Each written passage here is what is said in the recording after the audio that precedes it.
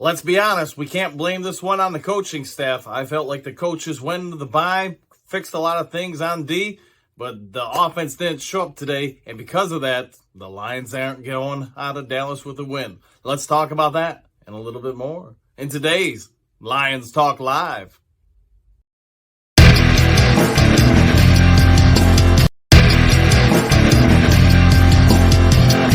Well, greetings and salutations, everybody out there in YouTube land. I am your host, Dan Thornton. This is the post-game edition. We're going to make it quick of Lions Talk Live. The Lions, after 2 weeks off, clearly have developed a little bit more on the defense. They did some great things today, but unfortunately, Jared Goff laid an egg. Looked like he didn't even get off the plane, and because of that, 3 turnovers are a big reason why the Detroit Lions did not get a win today. Jamal Williams should also take a little bit heat here. Never has he fumbled the ball before, but yet on the 1-yard line with Detroit having the opportunity to take a lead midway, early to mid part of the fourth quarter, Williams fumbles the rock, gives it up, and the Dallas Cowboys are able to get out with a big win. So before we get into all that, let's talk about something. This channel grows as you help us grow. If you would, consider hitting the subscribe button. Hit the like button. Maybe leave some thoughts in the comments section below. What did you think was the factor in today's game? What did you think of the defense? What did you think of the coaching? What did you think of Jared Goff? What did you think of Jamal Williams? Whatever it may be, go ahead and put your comments in the section below so we can address them and all talk about it like a community. Please be respectful of each other. Let's start this off by going on about the defense. The worst in the NFL faced the number 1 offense in all the NFL today. Worst defense, best offense. And you know what? Let's be fair. Our team, our D, while it wasn't great, it's a whole lot better than it had been.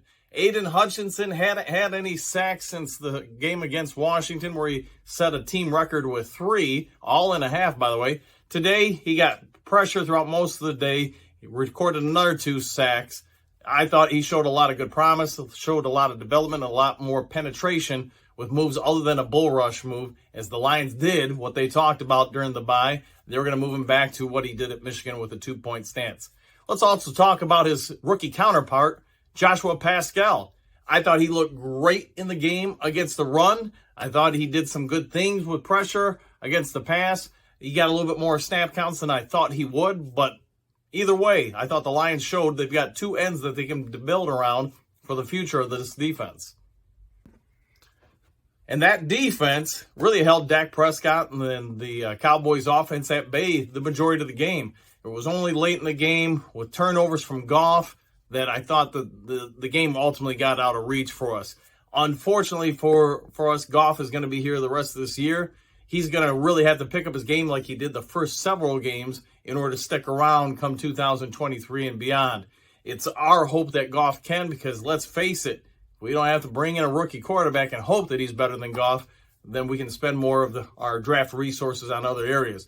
But let's just worry about this game right now. Josh Reynolds looked great. TJ Hawkinson looked, he caught a couple passes, I guess. The Lions offense without St. Brown, without Shark, it just looked stagnant all day. And I get the Cowboys have got a great defense, and that defense put pressure on Goff all day, but still, that's no excuse. You can't just give the ball away left and right. Whatever it may be, this is the second straight game that the offense has sputtered and sputtered hard. 6 points, and really throughout the majority of the game, the offense has got to get something figured out, because right now, it's like we talked about for the New England game, it looks like we've been figured out. So injuries all over the place. We knew that going into the bye, and unfortunately, Swift didn't play. St. Brown apparently may have got a concussion early in the game and was out, and that really depleted an already depleted receiving core. Whatever it is, they've got some things to figure out on the offense, which had been a strength of the team, and how quickly that strength has become a sputtering turd out on the field.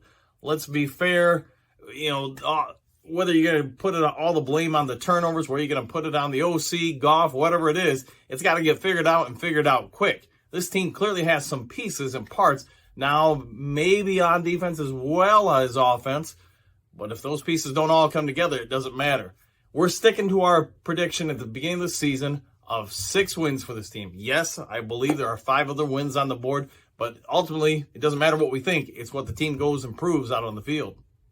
Throughout much of this game, you could hear Jim Nantz and Tony Romo give praise to the Lions. The players play hard. They got motors. They keep going. But ultimately, turnovers, untimely penalties, whatever it may be, they just don't perform when the game comes down to critical plays. Jared Goff, who I've been a fan of this season, at moments, this season he's looked like he could be somebody we could build around. But then against New England and then again in this game against two good defenses, what has he done? And ultimately, just like we're going to grade coaches and say, hey, this is a win-loss profession, players are evaluated on one thing. Do you get it done or you do not get it done? Jamal Williams is going to have his contract expire after this year, and we're going to have to ask, is this a guy we keep around or not? Swift looks like he's halfway out the door with all of his injuries. So there's going to be a lot of things to unpack before next week's game. But here's what I'll summarize this game with. We had our opportunities. So unlike our last game where I said, hey, the coaching clearly isn't there. There's no adjustments. There's no this. There's no that. You can see the inexperience. You can see all those things. And all those are accurate. But they weren't factors in this game. Ultimately, I thought the game came down to as it should. The players on the field. Their team, the Dallas Cowboys, simply made more plays in critical moments than the Detroit Lions players. Goff, 3 turnovers. The week before, 2 turnovers. While those aren't the only factors, the person handling the ball every time on offense can't be responsible for so many opportunities taken away from your offense and given to the other team. That's all I'm going to talk about in today's Lions Talk Live. I do want to thank you all for tuning in. If you would, consider subscribing, leaving a like, comments in the section below, and tell a friend about it. We'll have more of a video tomorrow where we've all had an opportunity to dive in. I can even watch some of the game a second or third time and dive into some areas of conversation before next week's game. Hope you all enjoy your Sunday. Take care, and hope you have a great day.